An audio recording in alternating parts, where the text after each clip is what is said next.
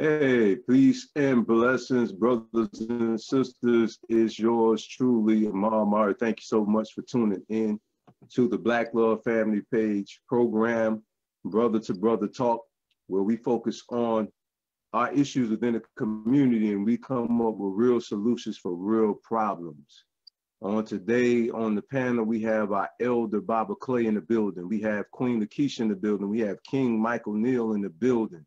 Our brother Michael Neal and his queen is the one who spearheaded this movement for the Black Love Family Page, so we give thanks for them, where we're unapologetically about our people, that which pertains to our people, both spiritually, financially, our health, the knowledge of self.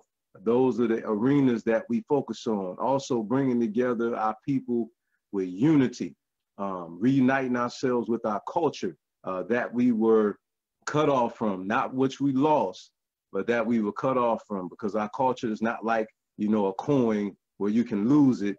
No, we were cut off from it. So what we want to do is we want to reunite everybody with our culture. Our culture encompasses a mindset, which is the most important thing, all right? And also our spirituality, all right? Reconnecting us with our history as it relates to figures that made a powerful impact on our community, both past and present. So what we want to do is on the day, we want to talk about womanhood. We're going to deal with womanhood on the level of, is there a difference between womanhood back in the day or to present? This is the reason why you see the elder on, as the elder and I had conversed about prior to us coming on. I can't speak about back in the day, that far back, okay? I wasn't even born. You understand? My mom wasn't even born. You understand? So, we're going to have Queen Lakeisha. She's going to talk about womanhood from today. Listen, you are in for a treat. I know she probably going to get me on this when I say this, but honestly, she really does remind me of the spirit of our ancestors, the queens, during the time of the revolution, man. She really does. I mean that. I love my sister, you know what I'm saying? And I love her spirit. And she's also an entrepreneur. So if you want to travel too, definitely reach out to the queen as well. As you know, the springtime, the summer is coming up. I know spring vacation is coming up. The children will be going somewhere for the summertime. Listen, so this is a perfect time for you to connect with the queen right now and go ahead and get that flight or that cruise booked. Okay, she is the one that you want to talk to for that. Okay, so we are getting ready to begin. Baba Clay, do I have permission to speak? Permission to speak.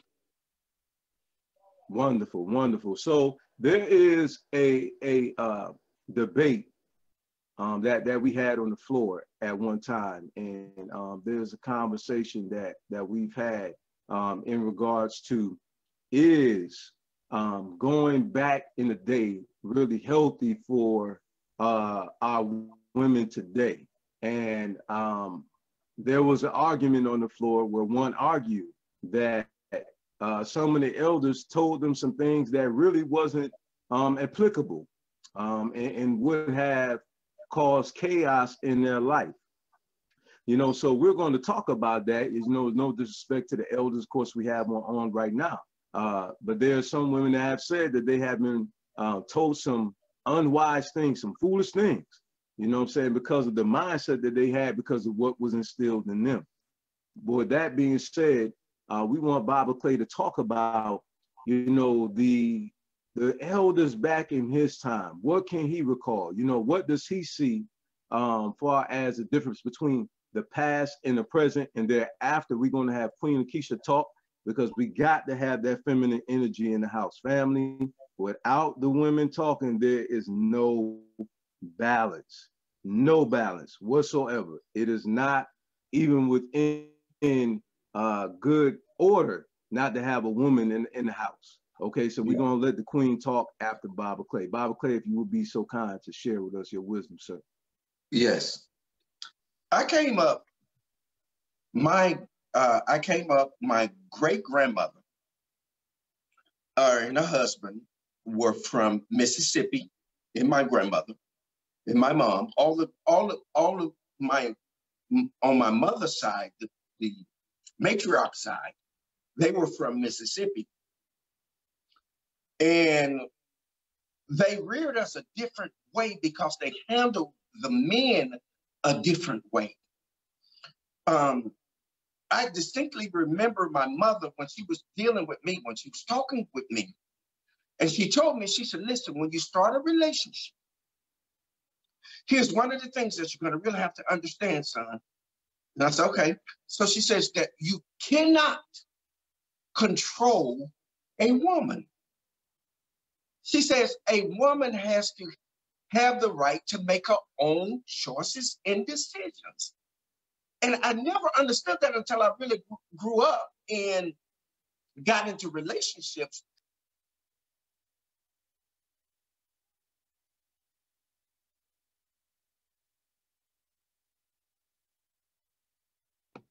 Baba Clay, you muted yourself. Was that okay? Our women didn't understand that the mothers had taught the sons how to respect them in such a way that they would never control them.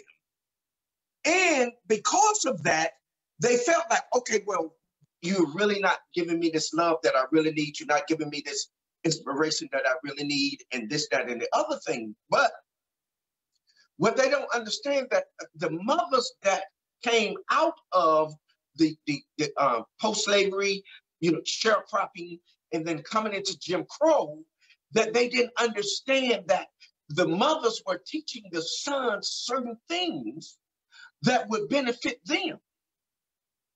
But it was miscued. It was misunderstood that, oh, you really don't love me. No, what was really being said is that you reserve the right to be you. We've never been able to be us. You've never been able to be you. I've never been able to be me. We've never been able to be each other. And that's that's one of the most pertinent situations that we're dealing with right now, that we don't understand. We ain't never been able to be us. We've never been able to be the black, brown female, the black, brown male. We ain't never been able to be us. We've always been what our counterparts have said that we are. But our parents instill something in us.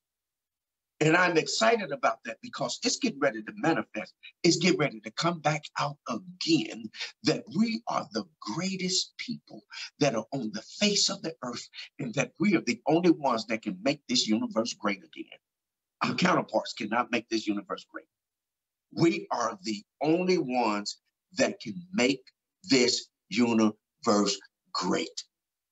And specifically to your question, for me, what happened was my grandfather was in the clique with Howling Wolf, all of those guys, because my grandfather was a blues player in Memphis, Tennessee. He was a blues player. So he was with them. They were all on the Tennessee circuit. All of those guys, they ran together. And not only that, but we met them. Not only that, but my family, my mother, it wasn't nothing for us to be, I don't know if you all remember him, the Funky Chicken Man, and his daughter, Carlos Thomas. It was nothing for us to be at their home. We were in the who's who in Memphis, Tennessee. Rufus Thomas, Carlos Thomas, all of those, that we were in the who's who because they were all hooked in with my grandfather. My grandfather was a blues player, he was a blues singer, and not only that, but in our neighborhood, which one of the guys, and I know I'm lumping all of this together, but there was another brother that most people don't know, but he was really prominent in Memphis, Tennessee. He was called Daddy Kingfish. Daddy Kingfish was a blues player too. So in the circle that I grew up in, it was a who's who type of circle as me and my siblings as we grew up, because my parents, my father sings also. So we were all inclusive in that kind of circle at that particular time. So when you go back and you start talking about relationships, we were able to see the dynamics of it. We were able to see the dynamics of it, how it worked positively and how it worked negatively. We were introduced to that in Memphis, Tennessee. So my parents, My father's from the Arkansas side, and my mother is from the Mississippi side. And so they met, and then of course, hey, you know, nature happened, and bam, we all came out. But for me, the exciting thing about it is to be able to see that, man, it's a manifestation getting ready to happen. I don't care what it looks like on the forefront, but there's an undercurrent that's getting ready to happen for all of us. And we're getting ready to wake up, and we're getting ready to see certain things that are getting ready to happen. And I want to say this, that I've always kept my conversation about my great-grandparents and my grandparents. I've always kept it silent until it was a time for me to be able to speak on it. Because when there is someone that is still in this realm that's living, there is two sides to a story, and you don't have a right to tell one side if another isn't willing to tell the other side. So we have to be cognizant of that and aware of that. And I want to say to you all, man, that I'm excited about being on your panel. I'm excited about that you all have invited me in, and I don't take this for granted. And I want to say to you all, man, gratitude, namaste, continued success and blessings to you all. And man, make it do what it's designed to do. All praise to give thanks. Okay, I'm gonna take the Queen off after Queen Lakeisha comes on. We're gonna have Queen Kim to go, and then Queen Tara in the building, and then Brother Mike, and then we're gonna roll back around. Okay. Can you hear me? I sure can, sis. Okay. So the question is, Black women then and now. I think the biggest thing that I've seen, I was fortunate enough, like Barbara Clay, my parents were from the South, Texas, Louisiana. Although my mother passed when I was young, I was raised by my dad's older sister, who once again is from Louisiana. And so what I believe, as far as your discussion, Brother Amar, where the conflict came in, was some of the things that Black women were taught. I would like to know what exactly were those things, but like I said, those are things that, for me, make this clear, a lot of things are misconceptions they were tied into religion. I don't think they were tied into us as, Black women, natural women. A lot of those things were tied to religion. So, the subservient kind of thing, all that stuff came out of religion. From what I saw growing up as a young person, my mother and father didn't compete. They worked together as a team. And I think now young people they no longer have that knowledge, they no longer have that wisdom. So now Black men and women are competing with each other. Partially because, and it may not be popular, partially because women have had to become and take on masculine roles. And so therefore that conflict exists for whatever reason. I'm not going to argue the reason, whether men left, women got independent, whatever. The problem still exists. Black men and women are competing with one another. And also Black women, in my opinion, have lost moral high ground. There was a class and a sophistication to Black women that barely exist today. And if it exists, it's not advertised.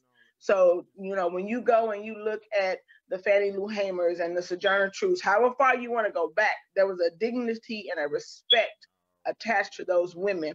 And it was something that was lauded. It was something that was put out in the forefront or whatever. Now is baby mamas, it's the drama, it's the reality shows. So for me, Black women have lost moral high ground. Yes, we're in the church. Yes, we're in the mosque. Yes, we're in all of these religious organizations, but our morality cannot be seen as it was back, as you say, back in the day.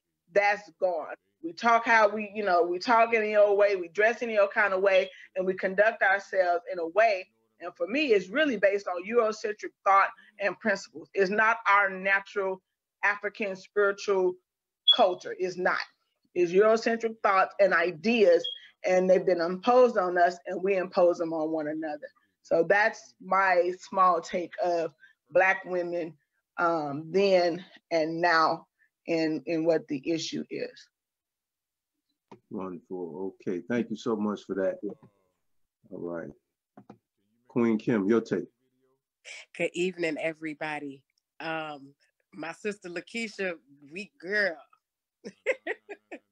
And I love Apostle Clay, what he said, making the universe great again. Oh, that sounds amazing. So I believe there's pros and cons from then and now.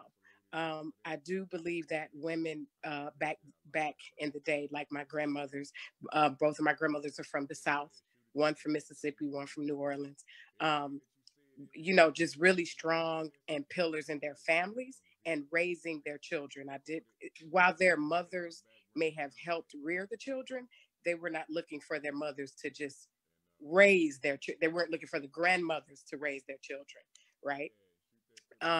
So today, well, let me go back a little bit. So back in the day, also, the issue or concern I have is that women were subservient to the point where they had no voice.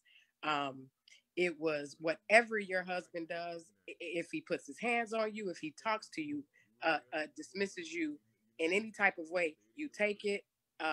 You know, this is just what you have to deal with. And I don't think women maybe saw not only how that took away from their humanity or who they was as a person, but what it did to their children. Because some of these kids grew up and thought this was appropriate behavior. So today you have women that, you know, come up in the ranks in corporate America. They are entrepreneurs. They are business women. They can stand up for themselves. That is awesome. That is great. But sometimes they put, because of that, sometimes they put family on the back burner. And then they have this attitude of, I just don't need a man. I can do everything on my own, which I believe there are certain things that just comes with the gender and the male role that us women will always need, no matter if we become billionaires. It doesn't matter. There's something that men offer to women that we need. It's a level of not just physical protection, but emotional and mental protection, which to me is still very important. So I wrote a few things down here. So yeah, that's my take on. I think there's pros and cons from women then and now. I can't say if one is right or wrong, but I do think we can learn and grow from each other. So that's my take.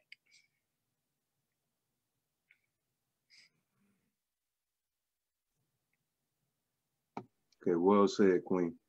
All right, Queen Tara in the building. Gonna unmute you. Okay, there you go. Okay, you hear me okay? I sure can. Okay, good evening, everyone. So when I think about women then and now, I think about a wholesomeness that I grew up seeing. I grew up also, like many of you, in a two-parent home. I spent my summers in Florida with two grandparents where my grandfather called my grandmother dear. You know, we ate dinner together, we watched TV together, and it was a lot of family time spent, as well as with my parents growing up in our household. I didn't grow up in a home that was religious, but because my mom was from the South, I grew up in a family where for her, it was important for me to always carry myself like a young lady. So my whole life, all I heard was, that's not ladylike, a young lady does this. And so I was groomed, not taught, but I was groomed to be a young lady. And that encompassed me having to participate in a cotillion, you know, as part of that, you know, with the experience of that. And so when I think about women today, you know, there's a hardness that I see. You know, I always say to you guys that I feel like sometimes women try to be men today, you know, and some of them have taken on some of those behaviors. I think about when I got married, I was in my early 20s, and I didn't have to worry about having half. No matter how much money I made, he made sure that he made enough money to provide for both of us. So I didn't have to worry about, oh my goodness, we have children now. What do? I have to go back to work, and so I think that's a difference too, because women are picking up more roles. They're taking on more responsibility. I think some of those feelings are different. And, I do see the success. I grew up in a time period also working corporate America where we wore dresses, we didn't wear pants to work, where gym shoes in Chicago with the stockings and the suit was like a big revolution. And I do see some advantages to the now as far as the work and the independence. But one thing I didn't see was in high school was anyone pregnant.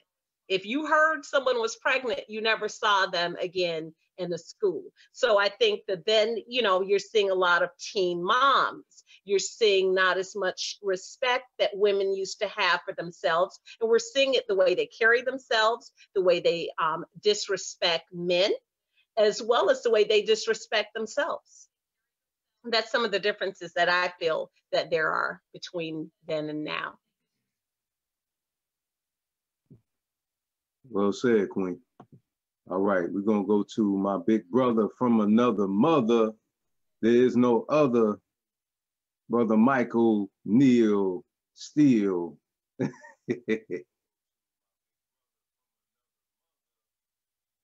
Thank you, brother. And I was really paying attention. Welcome.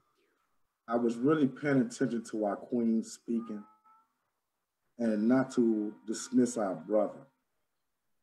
But I want the sisters I want to hear what the sisters was, how they sing themselves and the sisterhood. And nor myself or my brother really can talk on a personal level as it relates to that. We can only speak from the point of views of a man and what we particularly see. However, I'll start my statement off like this, brother. We say so many things and we don't vet it.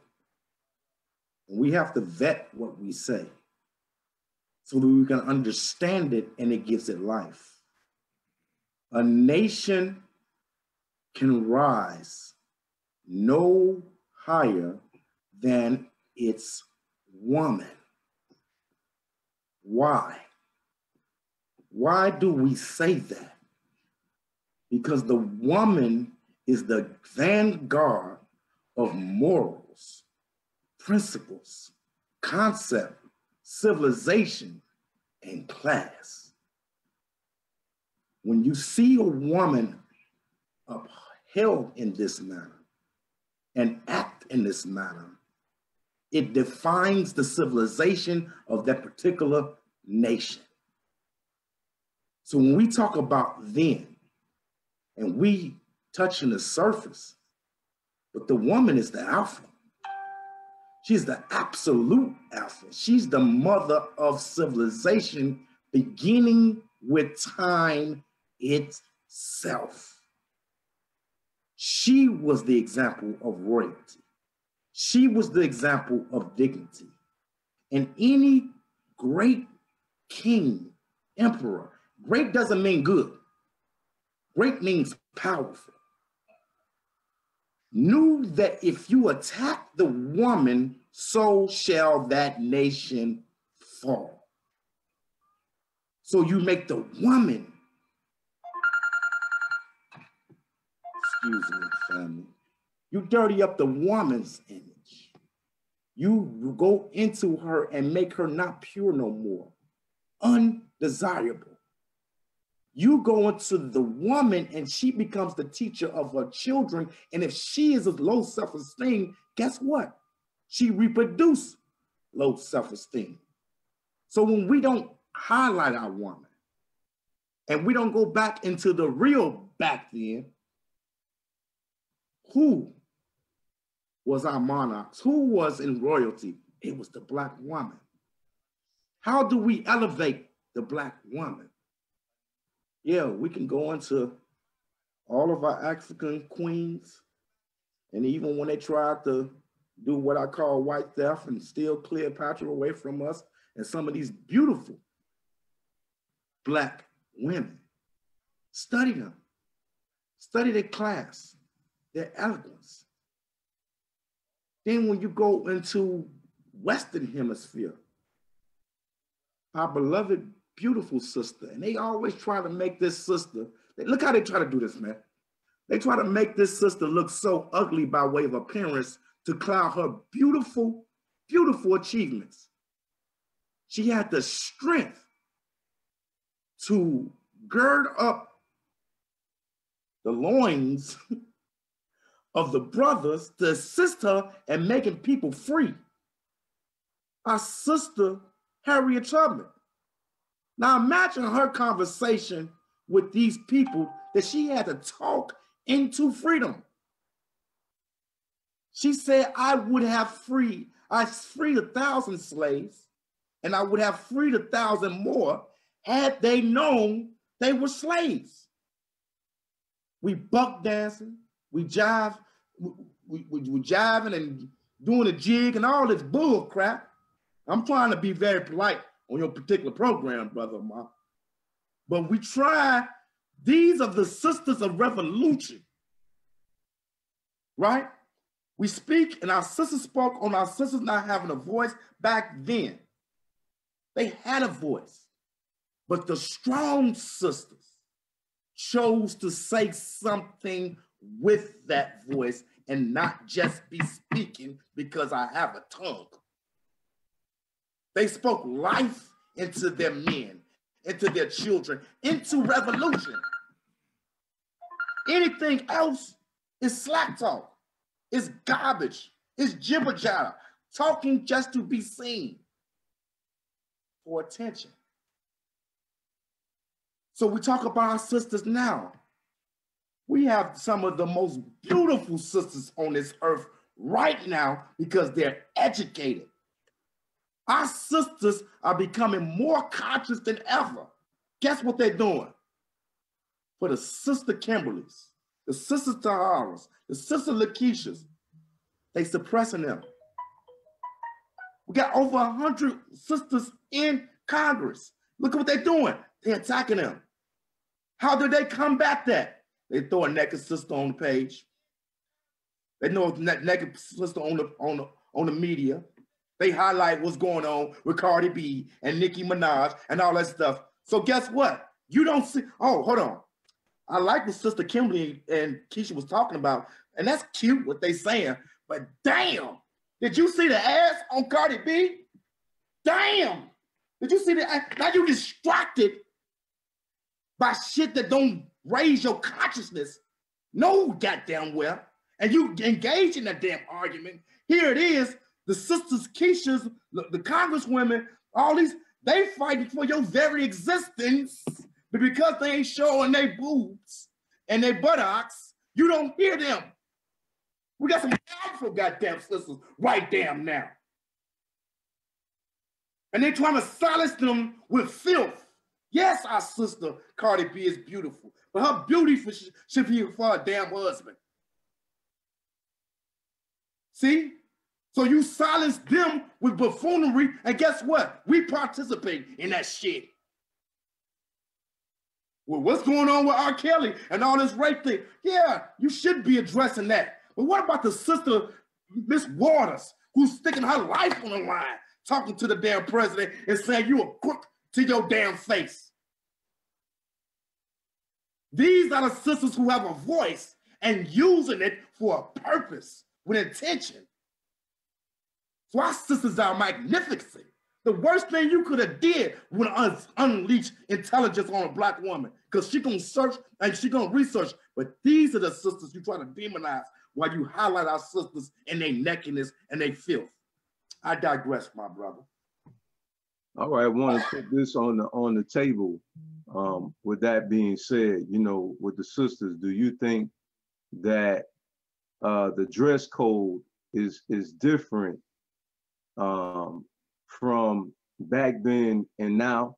And let's talk about that. Why is it important for women to dress appropriately? Let's talk about You know, let's make it all inclusive. Let's talk about the spiritual and the physical sense, clothing their minds as well as clothing their bodies.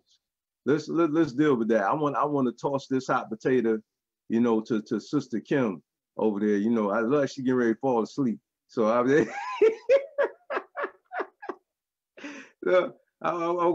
toss it over there to Queen Kim after that. You know what I'm saying? Queen Tara, then we'll go to Queen Lakeisha over there. See, I know she was hoping she was last. I'll give her a break tonight. All right, go go ahead, Queen Kim, you got it. Hey, okay, so FYI, no, I ain't sleepy at all. This is so good. I'm just trying to take it all in. It's interesting that you talked about the clothing because it was absolutely different back in the day and now. I remember with my grandmother. So I was raised in church, and my grandmother, back then, women could not wear church pants in church. But I did a praise dance with someone, and we had like jogging suits on. And so, but I also sang in the church.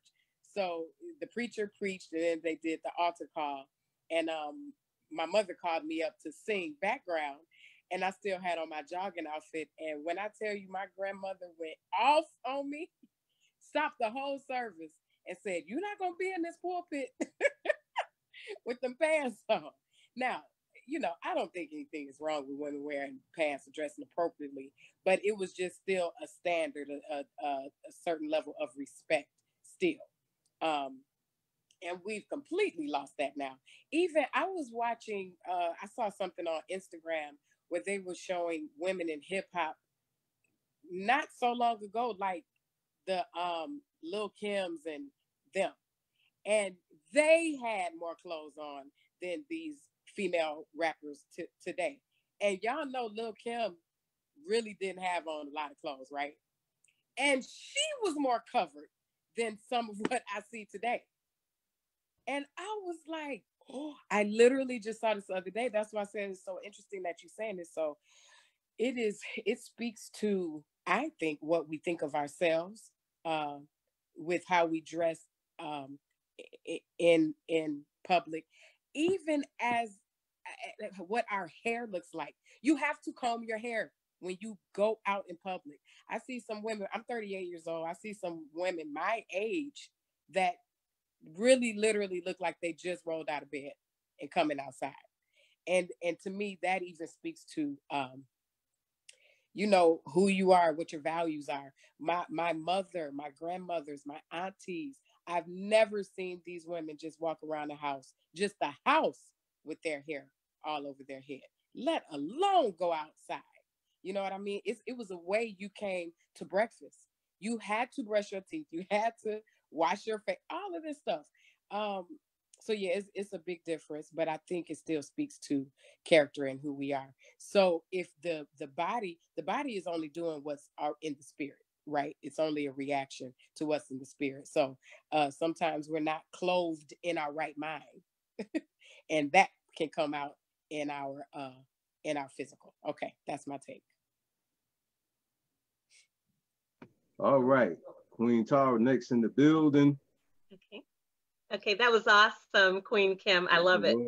Because I do see that with the hair, where, I mean, it is, they do, you could tell they just jumped out of bed and they ran out, and now natural hair for some is an excuse not to comb their hair.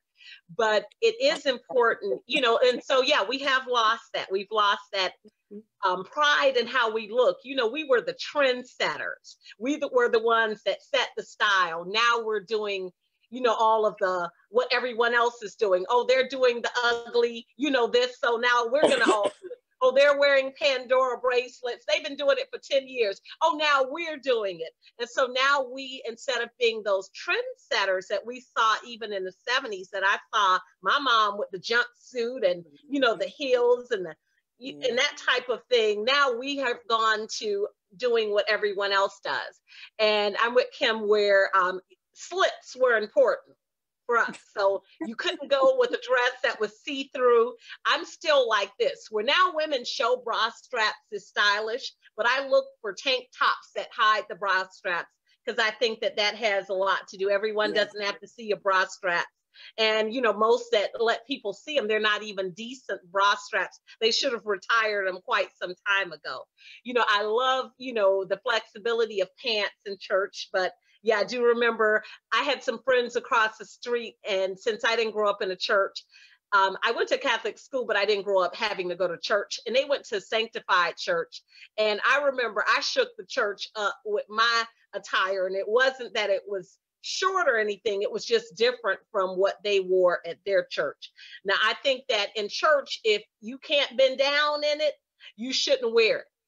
I've seen women downtown, seriously, on the train where the dress, as they're walking, they didn't do the check that I do in the mirror before I leave. I do a back check. You have to do a booty check before you leave the house.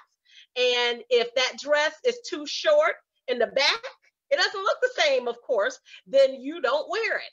I saw a lady where every time she walked, it went to the left and to the right. And everyone that was white was laughing. I caught up with her and I let her know. Now, I decided I wasn't going to give her any more grace because I saw her again another day with a short dress on, and I thought she just doesn't care, you know, about how she looks. I'm with you with Lil' Kim, even Trina, the way they dress then and the way they dress now. Women are wearing bikinis, bathing suits, bras. We wore bustiers in the 80s, but we wore it with something over it. Now that's their normal wardrobe. And so I think a lot of women, it's due to insecurities. They want to be seen. And a guy told me once he could tell how much attention a woman needs by the picture she posts on Facebook. If she's constantly posting pictures of herself, revealing pictures, that's how much attention that she's trying to get. So a lot of times people are doing it to get attention because of what they're feeling or lacking within themselves. That's my take on it. Well said, with a little twist of humor, but it's all good.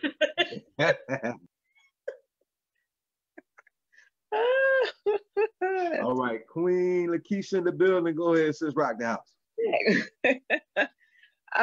As far as attire and clothing, I agree with what both Kim and Tahar said.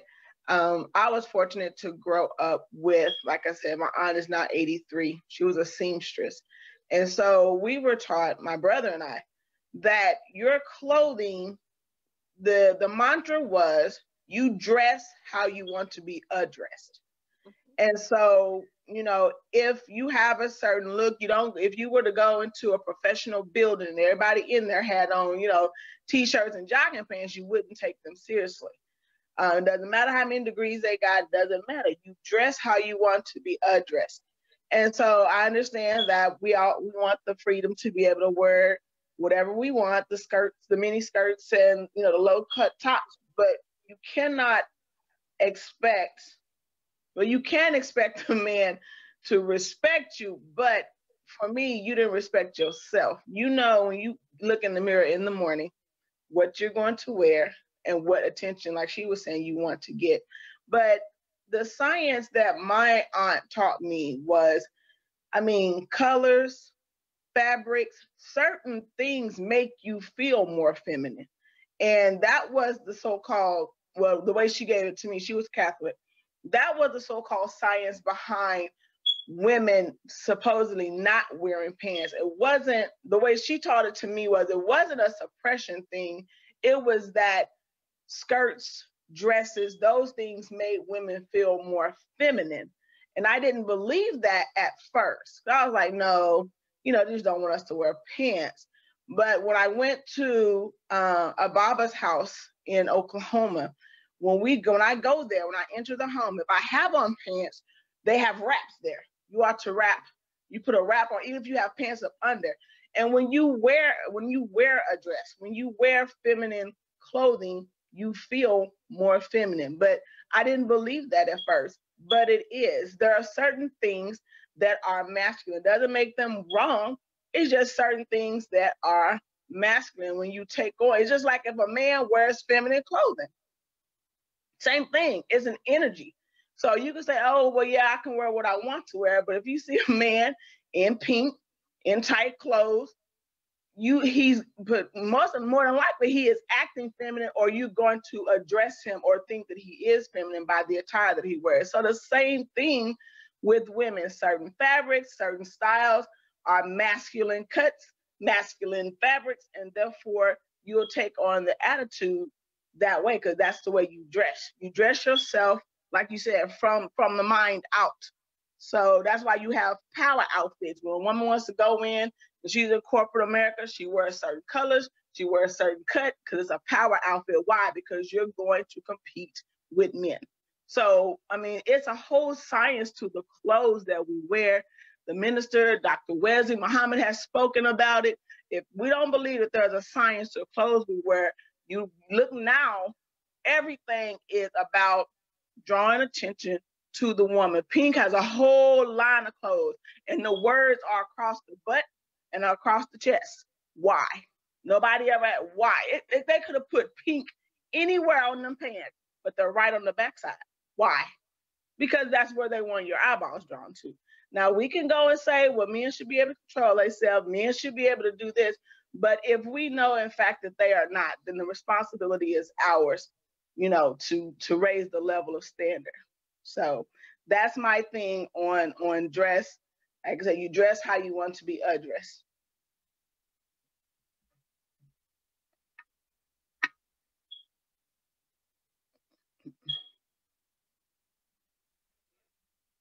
Thanks, Sister Amari.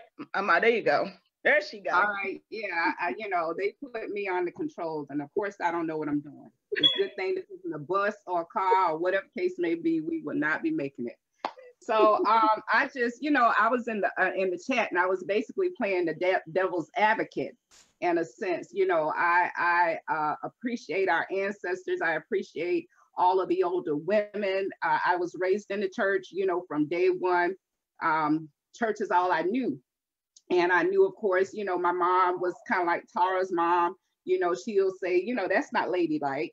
And she, taught me certain things, and no, you didn't show the back of your leg and your knee and all this other kind of stuff. And she'll say, you don't want to see the black of your biscuits and all this other kind of stuff. We had the same parents, me and Tara. And my parents, they were together the whole time, that I was living, from day one, they were always married. But I will play the devil's advocate because, my grandmother, she may have raised my mom in a certain type of way, and she may have become later on in life a co-pastor or what have you. But during the time that the kids were being, reared and things like that, things were just different. My grandma was the owner of a juke joint. My other grandma, she had a bunch of kids and she gave them all away. You know what I'm saying? So I can't say, and then not only that, my grandmother, she believed in staying with a man and he's not doing the right thing. And like I put in the comments, they used to tell you half a man is better than no man at all. And like I say, I'm convinced to this day that that's the reason why we have half men running around here. That's the reason why they get such passes to do what they are to do, that a lot of them are doing, because we were taught that we needed to be silent, that we needed to do this. And a lot of it, like Sister Lakeisha said, was because of religious upbringing. You know what I'm saying? So I can't give, our elders a full pass, as they did this great job. They didn't know, you know what I'm saying? They only went by what they knew and what the economics of the time was. At that time, women, they had to be, a lot of them had to have a husband. The rights of women, they weren't like they are today. You know what I'm saying? So I can't say that a woman today is worse than a woman back then, because, things were just different. The situations, they were totally different. Like right now, I mean, even back in the day, the men used to beat up the women. What started happening? They started taking the women to women's shelters. When they got them to women's shelters, they taught them how to get jobs and different trades and how to sustain themselves. They had to. These men were beating them down. They were, had multiple women that they didn't agree to be in no polygamy. or whatever the case may be. You know what I'm saying? The situation is just different. And when it comes down to whether the clothing is different then and different now, what it is, it's the fashion. They were wearing long dresses back then. That was the fashion. Everybody had a tutu or whatever the world it was back in the 50s. You know what I'm saying? Then when time went off, people started wearing bikinis. Black folk had on bikini, white folk had on bikini, whatever the fashion was at that time. I seen them. I Googled. In the 70s, their belly was out.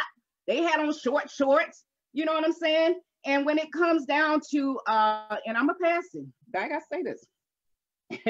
And when it comes down to, you know, whether the women were more moral or not, or whatever. Like I said, my granddad had plenty girlfriends and a wife. They wasn't that moral. Somebody had to be going with him that know that he had a wife at the house. So I don't see that as, you know, maybe we're more bolder right now. But I mean, the times just have changed. It's just, you know, some people woke up and say, look, you know, I ain't having it. So I'm going to pass this on to, I believe, is Baba Clay. You have a question for Baba Clay? You can just expound. How about this, Baba? How about you respond to what I just said, if that's okay with you? Oh, yes, ma'am. Uh-oh, I messed you up. Can you hear me? Yes, I can hear you. Okay. You. Yeah, for me, growing up, of course, my mother, her cousin, my mother's cousin was a Muslim. And my mother, for lack of a better term, Christian, because Christian is basically a made-up term, but they were cousins. And so it was a dichotomy. They lived different type of lifestyles. But when you look at the particular lifestyles that were back in the 60s and the 70s and back before that, they were different. We had different relationships. And one of the things that happened was we started taking on different behaviors that were not our behaviors. When you look at, if you look at the movie called The Color Purple, and you look at the character that Danny Glover played, you can begin to understand how we start taking on the psychopathic behavior and ideals of how things should go. And this is what has happened to us. We didn't just wake up one morning and say that, you know what, I'm going to beat my wife. I'm going to beat my children. I'm going to do this. We didn't wake up one morning and just decide to do that. There were some things that were superimposed upon us through a level of conditioning. We were conditioned to take on these kinds of behaviors. And to fast forward it to today's time, we're still doing that. We're still trying to get our children to be like European children when their behavior is an abnormality. Their behavior isn't a behavior that is congruent and brings about harmony in the universe. And we're still trying to pattern our lives and our children after them. So now when we get to our women, again, I'll go back to what my mother shared with me. My mother shared with me that never try to control a woman, because if you do it, then she will spite you on purpose and do things that will automatically set you off. I was taught this as a child. And as I grew up, I found that to be true. It is very true. And not only that, but I came through the church. I was reared through the church. And even as our great queens are talking about, that I came through a number of different churches. One of the churches that we came through was apostolic. Came through the apostolic church. Apostolic church, basically, they're talking about you can't wear various types of clothing. And I want to go on the record and say this, that I don't have a problem with clothing, because we have to be very careful in terms of when we start talking about clothing, because if you go back to antiquity, when we go back to antiquity, men wore garments that would be considered as feminine today. So we have to be very careful in terms of when we start talking about that. I have no problem with a woman wearing pants. That's her prerogative. She has the right to do that. And I want to go on record as saying this, that what has happened to us because of the conditioning from those that have enslaved us for over 400 years, we've lost the understanding of how to endear and how to love our women, because our mothers, our aunts, our sisters, when we were in Akabulin, when we were in Africa, walked around with no bra, with their breasts out, because we understood what the purpose of those breasts were. The purpose of those breasts were to feed, to nourish, to nurture. We understood that. So, but fast forward to today's time, what have we done? We commercialized it. We want people to believe that there's something other than that what they are supposed to be. And we've lost our self-control.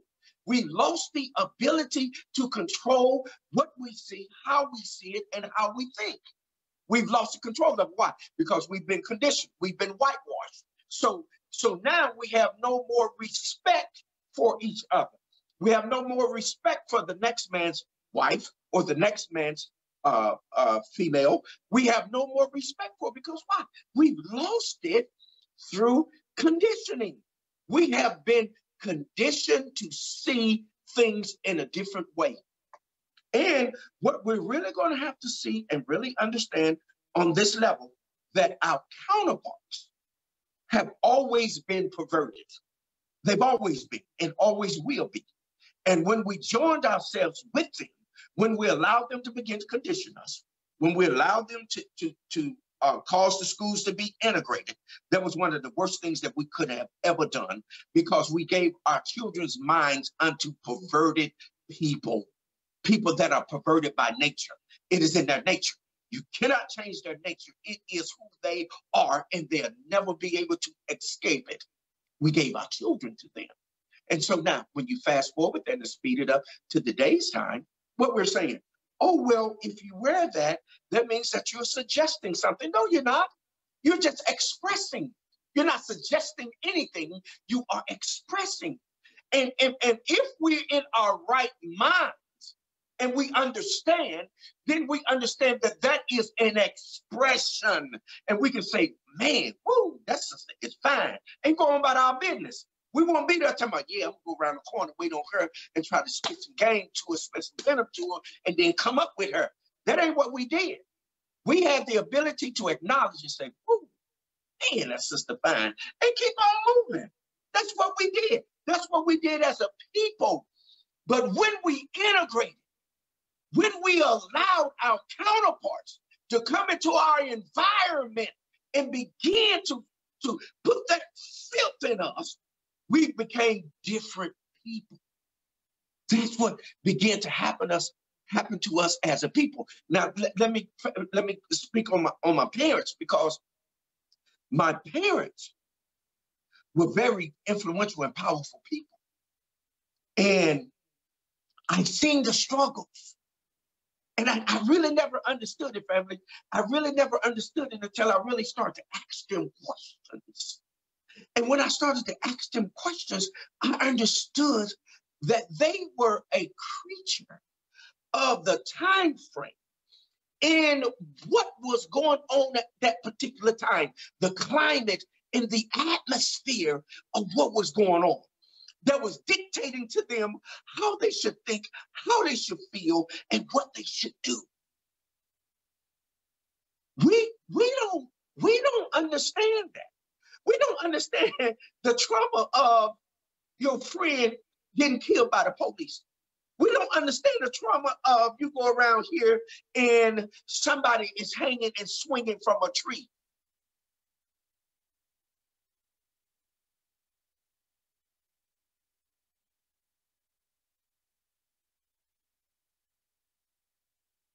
Excuse me. But what we try to do is fill in the blanks. We try to say, well, this, that, and the other thing. But I had to sit down and ask my parents some questions. That is some things that I cannot share with you all because my parents are still alive. It's their story to tell as long as they are alive. Once they transition, then it's my story to tell. But as long as they're alive, I can tell you what they told me to tell, that we have gone through so many situations that when we were growing up, I was in Memphis, Tennessee, family, and I'm gonna give it up in a minute. We were in Memphis, Tennessee. The time that Dr. King, Jesse Jackson, and everybody came to town. We were there. We were marching with the sanitation workers. And in fact, we were with Carla Thomas, Rufus Thomas, and a number of other stars that were there in Memphis marching for the sanitation workers. We were there. That was my induction. My induction and my siblings, we were inducted into the Black movement. We were inducted to that. So that was imprinted and impressed on us that would never, ever leave.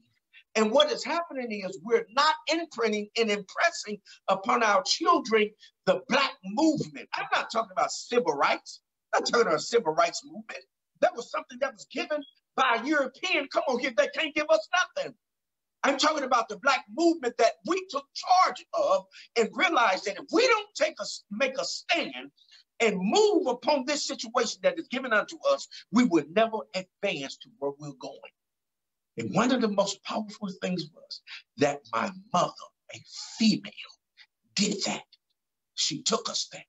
She caused us to have that experience because she understood the intuitiveness of it, that listen, your spirit has to be open. Your spirit has to be introduced to this. Your spirit. And mind you, we come out of the church. But one thing about the church, you all, if you go back in the back days, man, the church is totally different, man. The Black church was about movement, upward movement. They weren't about, man, this talking about proselytizing folk. The church was for a purpose, man, identifying with what we need to do to advance ourselves as a people. Mm-hmm. As a people. Yeah. All right now.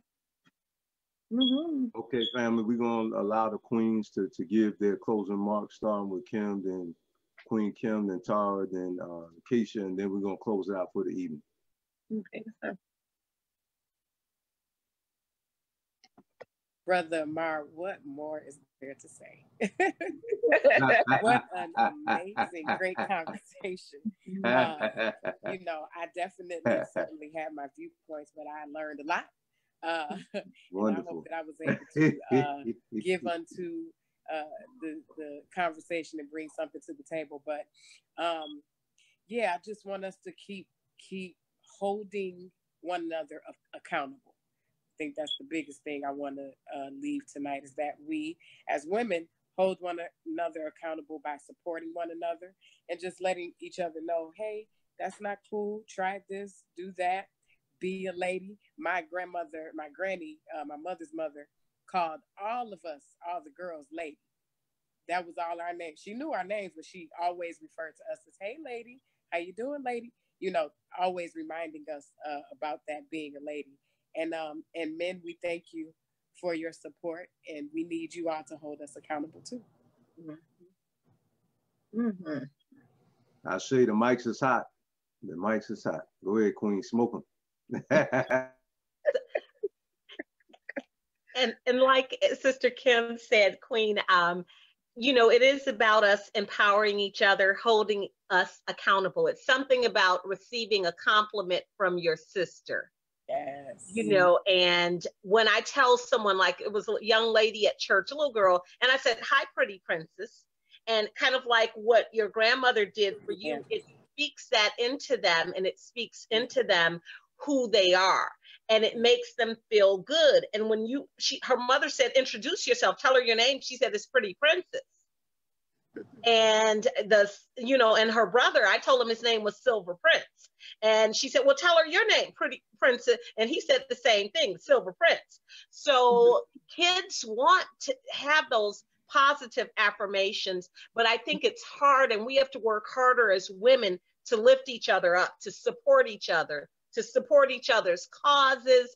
And I know I make a conscious effort to look into the eyes of another woman. I don't walk into the presence of another woman without acknowledging her. And I think it's something that we have to do more. I try to teach them to say hello because they haven't been taught these days. And so it's kind of my way of giving back to society, of saying, hi, you know, how are you? And someone remembered me from saying that to her at the park. I said to her, hi, young lady, because I remembered someone saying that to me and how I felt when I was in my early 20s. And she said to me months later, I feel like I know you somewhere. I saw her at a party for my nephew, and she did. She remembered those words. And she remembered later that I was the person that said that to her because it stood out to her, being in her early 20s, a woman greeting her with respect. And I think it's important for us to just uplift each other and to love each other and to love on each other. When we look good, to tell each other, not to say, oh, she thinks she looked good, or to ever use those words. No, Kim does look good. Lakeisha does look good. They look good all the time. I tell my sisters, you wake up this way. Sister Mark, she looks good. She wake up that way. She woke up with her hair glamorized like that with that red outfit. So we look good because we wake up that way.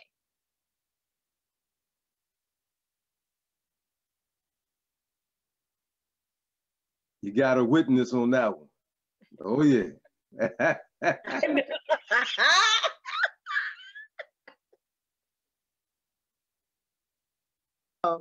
Brother Mark, there we go.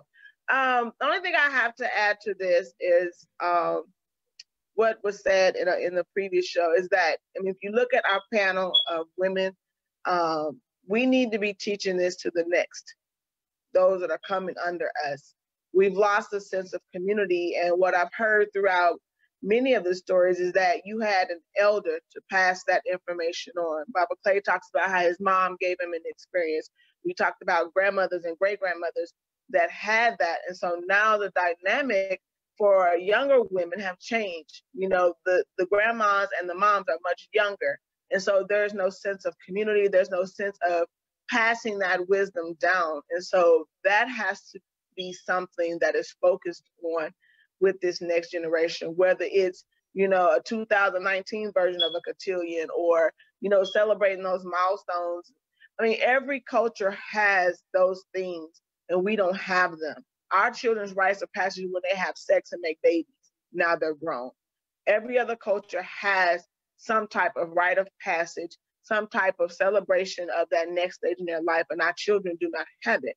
And so until we make that ancestral, older wisdom connection to these children, they will continue to be lost. So I think moving forward, that has to be something that we focus on, is teaching our children a dignified way of behaving, a dignified way of dressing, talking, or whatever, and get out of the idea. I had this conversation the other day that, you know, if a Black man or a Black woman sounds respectful, looks professional, they're acting right. I totally hate that idea, as to say that if somebody, you know, that is not European, how do you dress? I mean, how do you act and behave, and what does Black look like? That was an idea or a conversation that we had, because right now talking proper or, you know, speaking proper English, not broken, looking professional, you acting white or you bougie. That's the young people say, oh, you bougie.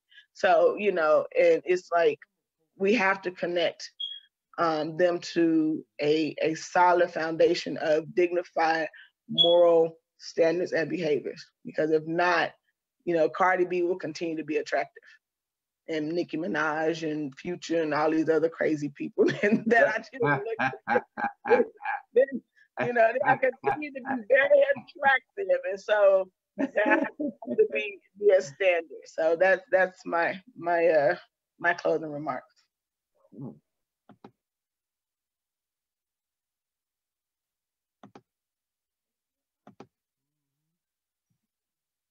All right, Mike. Okay, there we go. In my closing, brother, I have to ask you all of you all, permission to keep it 1,000. Man, you know you're going to do that anyway. I don't know why you asking. You know what I'm saying? I say this humbly, family. We have to deal with some issues in our community, and we have to deal with them from a very realistic point of view. This is what I say. Robert Clay, he did introduce some historical facts in our native country. We did walk around, and our sisters walked around with the bosoms showing or what have you. But look at the mindset. Look at the difference. We were not sex crazed. The woman and a man had a function, and there was admiration and respect for that function. So it wasn't to degrade the woman. You know, you have your kilts in certain tribes and what have you. But the difference between the kilts and what is commonly being dressed up today in homosexuality is that it was loose fitting. These things now are form fitting to show off the buttocks of a male, to even dropping down your pants, brother, to show off your dirty Calvin Kleins. See, we have degenerated to filth. The sister who's now wearing the sheer see-through, I ain't talking about just the shirt that you can see her form of her nipple. I'm talking about the sheer see-through clothing where you can actually see the nipple. Ain't nothing about that saying intelligence and I'm going to do some work. That's drawing the lust of men. And truthfully, us heterosexual men, Keisha said it on point, how the hell I'm going to think sane when this beautiful piece of bosom in front of my face? The black woman bottom was made to be beautiful. And now I don't have to imagine no more. You showing me how beautiful it is in the rawness of it. Now, I challenge any heterosexual man to keep his sanity of something so absolutely beautiful. But here's the difference, sisters. Although you may parade your beauty to the world, you're not showing that man who's looking for a wife that you are prepared to take home to mama. We'll take you home. It's a temporary home. Hotel, motel, Holiday Inn. So now you're offering yourself as tools of comfort temporarily. And then you compound this by doing the same pattern and wondering why there are no good men. Well, be that good woman that you were designed to be. So we listen to our lyrics, right? Black women on this panel, right?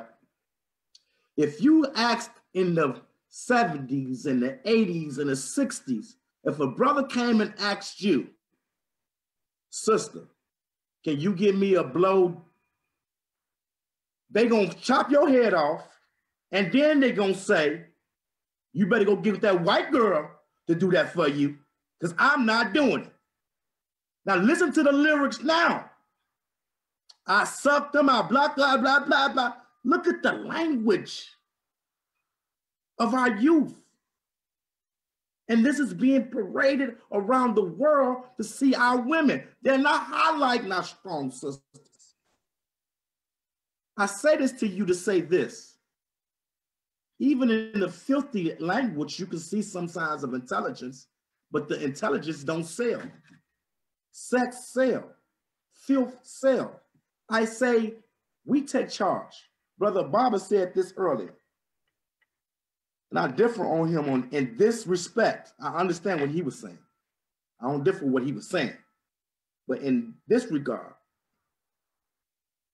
you can't control a woman, No, brother, I disagree. In this respect, a woman is a fire. But if you let that fire go anywhere it want to go, it'll burn down your house. You contain it, and you contain it with wisdom, not might.